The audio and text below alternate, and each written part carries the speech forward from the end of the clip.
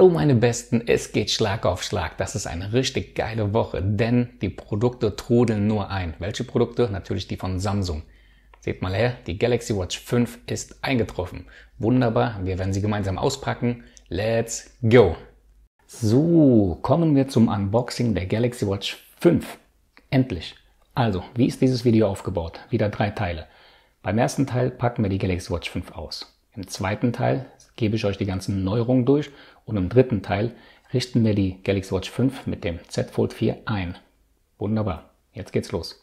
So, ich habe hier vor mir die 44 mm LTE-Variante in Silber holen müssen, denn ich hatte auch das silberne Milanese-Band gekauft letztes Jahr für die Galaxy Watch 4 und ja, ich will einfach, dass sie miteinander stimmig aussehen und ich hoffe auch, die alten Bänder passen auf die neue Uhr drauf. Das wird auch im Laufe des Videos getestet, aber ich bin da guter Dinge eigentlich. Genau. Ich gebe euch nochmal einen kurzen Blick auf die Specs auf der Unterseite des Kartons. Hier seht ihr es. LTE-Variante, Bluetooth ist mit natürlich an Bord, Wi-Fi, GPS und ganz wichtig, diese Galaxy Watch 5 läuft nur bzw. koppelt sich nur mit Geräten, die Android 8 oder höher besitzen und mindestens 1,5 GB Arbeitsspeicher. So, genug davon. Genug dazu. Die Siegel sind durchtrennt. Ich muss den Deckel nur anheben. Genau. Hier haben wir wieder einen Papp-Inlay drin. Der steckt ganz schön fest. Uiuiui. Kommt nur mit Gewalt raus. Okay. Also einmal ein Papp-Inlay, einmal die Galaxy Watch 5. Jetzt gucken wir mal rein, was es hier alles an Zubehör gibt.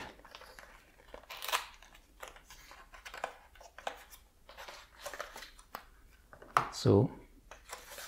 Einmal ein Quick Start Guide, einmal die Warranty Card, nochmal die Warranty Card und dann ist dann nichts weiter drin. Wir gehen auf die Unterseite.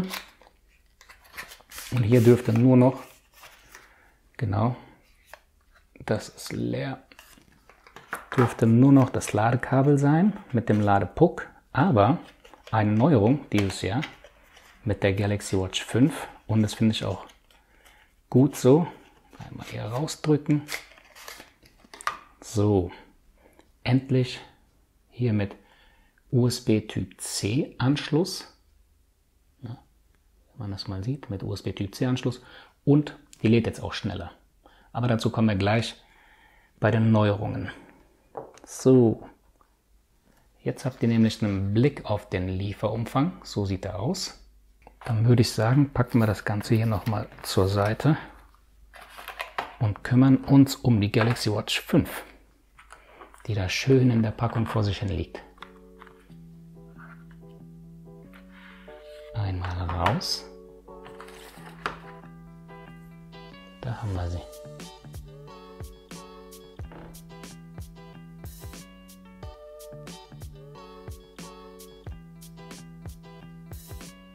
So, ich muss jetzt gleich nochmal die Bänder nebeneinander legen, denn auf der Internetseite hieß es, dass das silberne Modell mit weißen Armbändern kommt.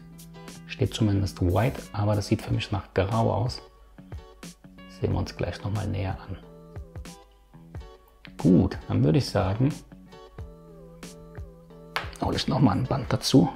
Und jetzt könnt ihr selbst entscheiden. Ja gut, das stimmt. Da habt ihr einen Unterschied. Wirklich. Weiß, ob das wirklich ein pures Weiß ist, weiß ich nicht. Allerdings ist es kein Grau wie vom letzten Jahr von der Galaxy Watch 4. Definitiv ein Grau. Da habt ihr es. So, einmal einen kleinen Bändertausch vollzogen, ihr seht es. Jetzt haben wir hier das Original Galaxy Watch 5 Band in weiß und das von der Galaxy Watch 4 in grau. So, sieht gut aus, denkt ihr? Ja, es passt auch, wunderbar. Allerdings haben wir hier unten, das Band von der Galaxy Watch 4 hat nicht allzu einen guten Freigang hier. So, und ihr seht es eventuell hier. Schaut mal bei dem Original Galaxy Watch 5 Band. Seht ihr den Spalt? Der hat da genug Spiel, genug Platz. Und kommt auch nicht ans Gehäuse. Das Band von der Galaxy Watch 4 allerdings kommt da dran. Aber es sollte nicht allzu sehr stören. Es passt, es hält und das ist die Hauptsache. Und damit würde ich sagen, kommen wir zu den Neuerungen, die die Galaxy Watch 5 mitbringt. Folgende Neuerungen gibt es. Das Display ist jetzt Saphirglas. Das soll 60% widerstandsfähiger gegenüber Kratzern sein. Der Aluminium-Body besteht aus Armor Aluminum. Die Akkus beider Größen sind bis zu 13% angewachsen. Das heißt, der Akku um 40 mm, also in der kleinen Variante, ist nun 284 mAh stark und der im größeren Modell, also 44 mm, ist nun 410 mAh groß. Die größeren Akkus können dank Fast Charging schneller geladen werden. Samsung verspricht von 0 auf 45% in nur 30 Minuten. Die Unterseite wurde neu geformt, damit eine größere Oberfläche entsteht, die nicht nur besser auf der Haut liegt, nein, sondern die für genauere Messungen sorgt. Zudem wurden die bestehenden Sensoren kleiner und die Berechnungsalgorithmen verbessert.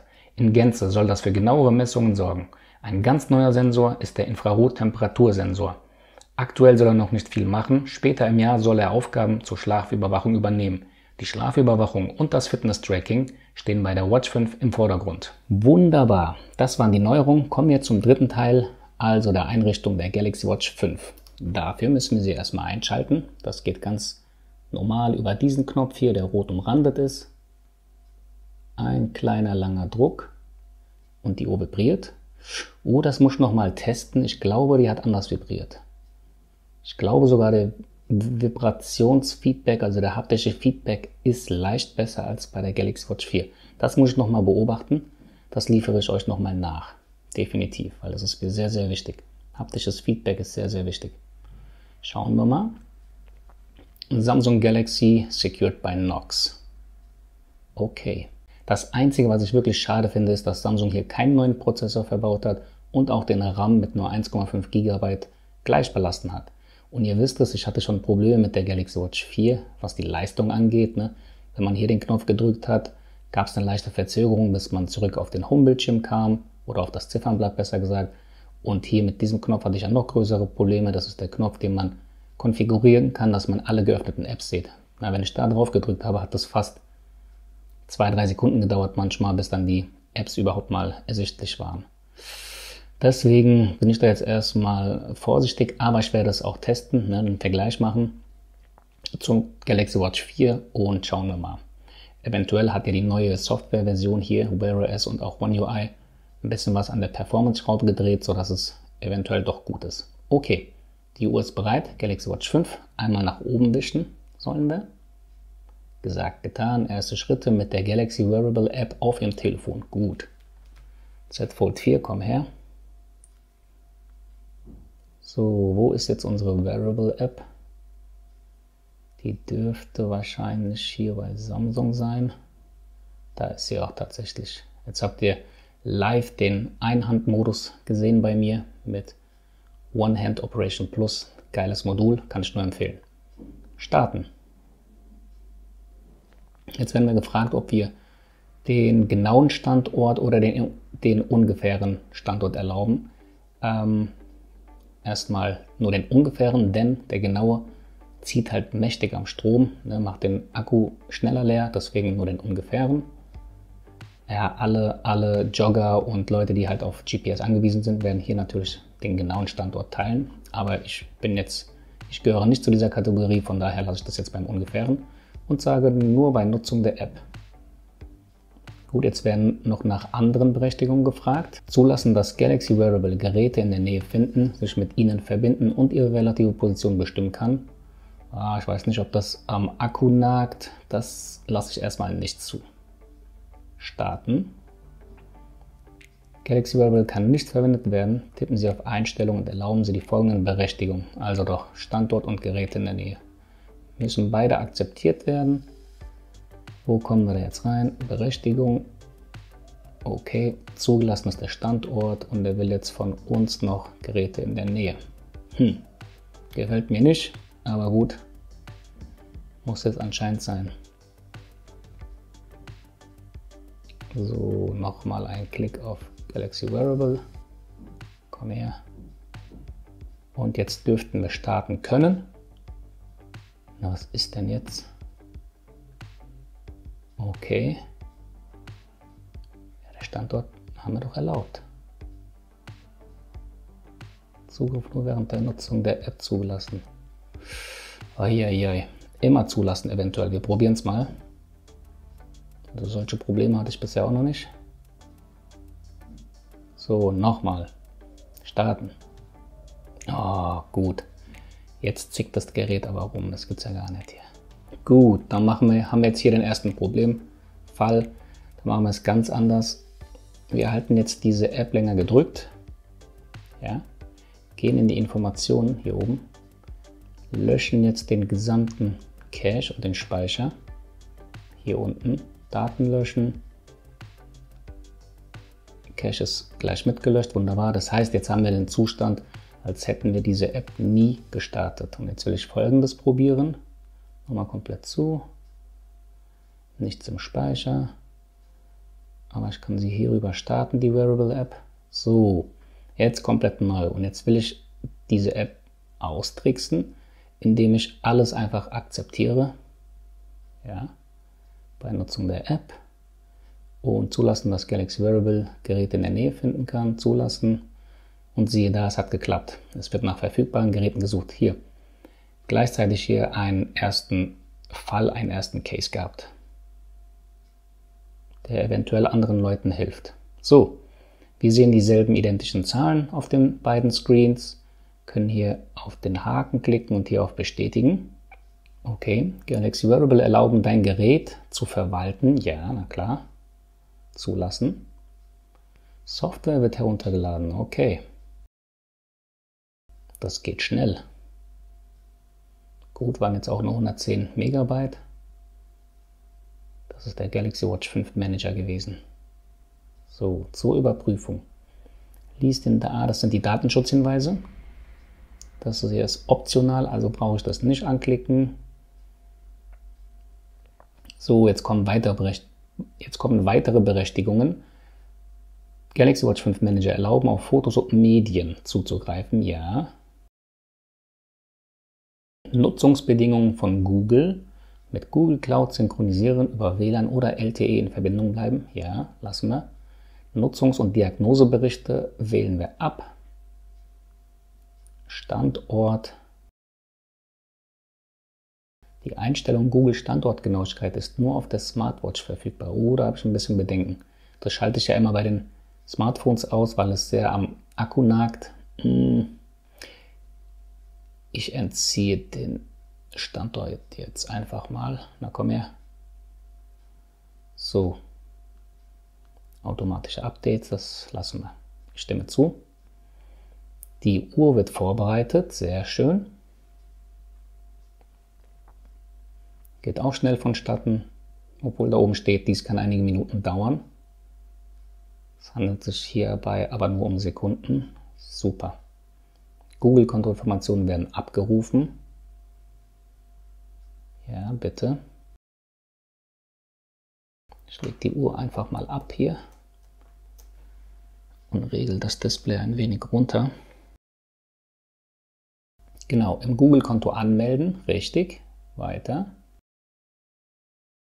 So, das kann jetzt auch wieder einige Minuten dauern, steht hier. Es bleibt spannend. Identität bestätigen, sehr gerne. Der super Fingerprint-Sensor hier, ja, einwandfrei. Ohne Worte.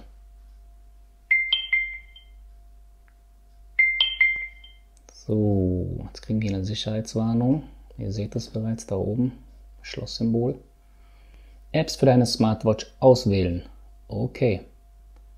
Ich könnte jetzt hier auf Empfohlen für Smartwatches. Ja, aber da kommen dann Apps drauf, die ich gar nicht haben mag. Nein, das überspringen wir. Wiederherstellen Ihrer Uhr mit Samsung Cloud. Krass, das hatte ich ja gar nicht auf dem Schirm. Ich habe die Galaxy Watch 4, da habe ich gar kein Backup gemacht, keine Sicherung. Das habe ich nicht das habe ich nicht selber gemacht. Das wurde anscheinend automatisch gemacht. Aber ich will die Galaxy Watch 5 als komplett neue Uhr einrichten. Von daher überspringen wir das jetzt auch. Aber es finde ich ziemlich gut, dass die Uhr an sich anscheinend hier von alleine aus ein Backup gemacht hat. Krass. Mobiltarif einrichten. Oh, klasse. Das ist ja neu. Das ist wirklich meine erste Smartwatch mit LTE. Ich habe noch gar keine eSIM. Die muss ich erst noch bestellen. Von daher kann ich hier nicht weitermachen. Ich klicke auf Überspringen. und der Einrichtungsprozess wird abgeschlossen.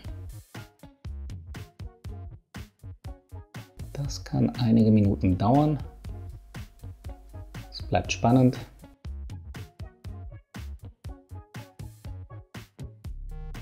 So, da tut sich was. Ja, wunderbar. Zack, die Uhr wird gestartet. Und hier steht, verwende deine Uhr für Anrufe und SMS, indem du einen Mobiltarif für sie einrichtest. Sehr gut. Ja, das behalte ich im Kopf, im Hinterkopf. Aber nicht jetzt, sondern erst dann, wenn mein eSIM da ist. So, apropos LTE.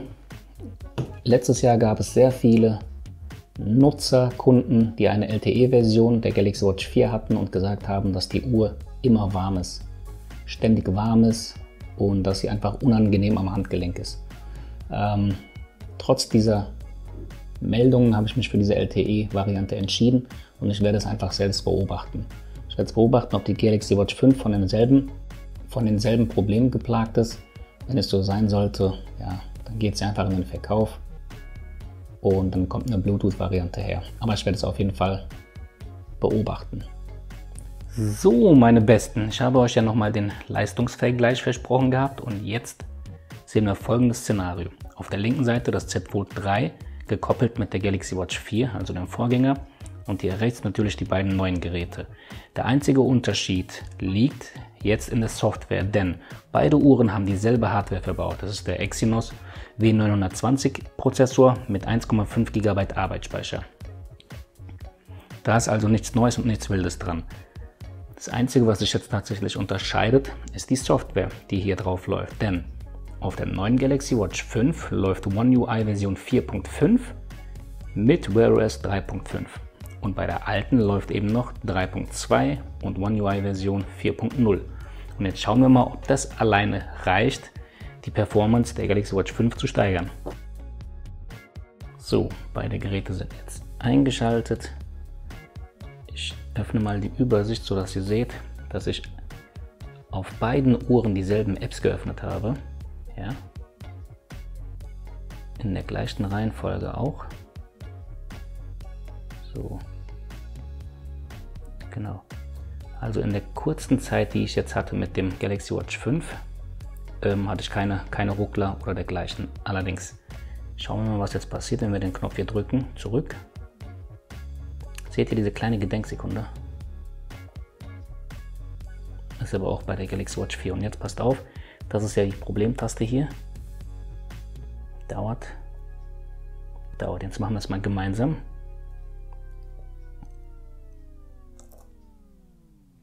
Eigentlich identisch. Jetzt nochmal die beiden Knöpfe hier. Identisch. Also es hat sich nichts getan. Ich hatte ja die Befürchtung bei der Galaxy Watch 4, dass es an der Software liegt, dass man da eventuell mit einem Software-Update was rauskitzeln kann. Aber dieser Gedanke wurde jetzt hier revidiert. Haben wir ja gesehen, die neue Software ist genauso langsam, träge oder verzögert genauso sehr wie die alte Uhr auch noch. Also denn, das ist keine gute Nachricht für mich, allerdings nichtsdestotrotz, lasst euch nicht den Spaß an dieser neuen Uhr hier verderben. Es ist eine schöne Smartwatch, es ist, glaube ich, die mit beste im Android-Bereich.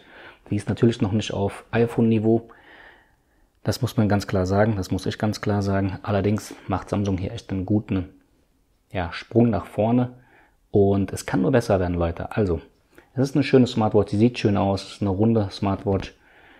Sie kostet nicht die Welt, von daher lasst euch den Spaß nicht verderben. Kauft euch diese Uhr bei Gefallen. Ob ihr jetzt wirklich wechseln solltet von der 4 auf die 5, das ist tatsächlich eine andere Frage. Ich meine, ihr habt die Neuerung vorhin gehört. Ich glaube, wenn ich solche Videos nicht machen würde, hätte ich von der 4 auf die 5 nicht geupdatet, bin ich ganz ehrlich.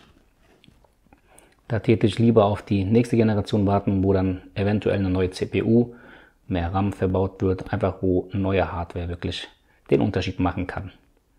So, jetzt schauen wir uns noch mal ganz kurz an, ob das Milanese-Armband von der Galaxy Watch 4 auch auf die Galaxy Watch 5 passt.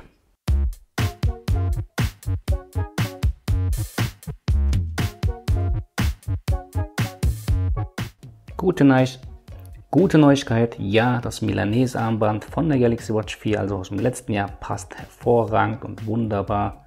Da gibt es gar kein Problem. was diese Anschlüsse hier betrifft, hier oben. Ihr seht es jetzt, wenn dann mal das Handy fokussieren würde jetzt, jawohl. Genau, also passt, hält und sieht gut aus. Damit soll es jetzt gewesen sein von der Galaxy Watch 5. Wir sind am Ende dieses Videos. Vielen Dank fürs Zusehen. Freut euch auf das nächste Video, denn das wird die Galaxy Buds 2 Pro beinhalten. Also dann, ciao und macht's gut.